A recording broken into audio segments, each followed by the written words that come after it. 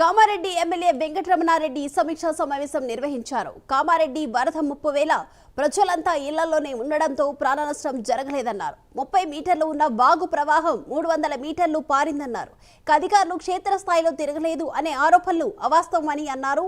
ఉదయం 10 గంటల నుంచి అధికార యంత్రాంగం మొత్తం వరద ప్రాంతాల్లోనే ఉందని, ఇరిగేషన్ అధికారులు చెరువుల వద్ద, పంచాయతీ R&B అధికారులు రోడ్లపై, మున్సిపల్ అధికారులు పారిశుద్ధ్య కార్యక్రమాల్లో పాల్గొన్నారని, కలెక్టర్, ఎస్పీ, ఏఎస్పీ కూడా వరదల్లో ఉన్నారని కూడా తెలిపారు. వర్షంలో సుమారు 14 గంటలు వారు పనిచేసారు. 3 రోజులుగా డ్యూటీల మీదనే ఉన్నారు. ఎవరు కూడా విశ్రాంతికి పోలేరు. కనీసం పండగ నాడు, వినాయక చవితి నాడు కూడా ఎవరు ఇంటికి పోలేదండి. అది అందుకే అంటున్నాను. ప్రత్యేకంగా నేనైతే అధికారులందరికీ వెంకటరమణారెడ్డిగా, కామారెడ్డి శాసనసభ్యుడిగా నేనైతే ప్రత్యేక ధన్యవాదాలు తెలియజేస్తున్నా. ఇంతవరకు చేసి మీరు కామారెడ్డి ప్రజల్ని రక్షించారు కాబట్టి మీకు కామారెడ్డి ప్రజలు రుణపడి ఉన్నారని చెప్తున్నాం.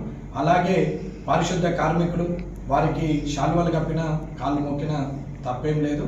అలాగే శానిటరీ ఇన్స్పెక్టరు మంచోళ్ళు చెడ్డల్లో ఎవరికి నచ్చింది వాళ్ళు నచ్చొచ్చు, కానీ ఇవాళ పర్వేజ్ అనే వ్యక్తి ఆ రోజు చేసిన పని వల్ల కనీసం ఒక 10-15 మంది ప్రాణాలు కాపాడినటువంటి పరిస్థితి కళ్ళ ముందర జరిగింది. అక్కడ సిఐ రామన్ గారు కూడా ఉన్నారు. ఏఎస్పీ గారికి అయితే ప్రత్యేక ధన్యవాదాలు. ఆ అమ్మాయి, ఆ మేడం, ఆ అమ్మగారు 100% టోటల్ 24 hours కంటిన్యూ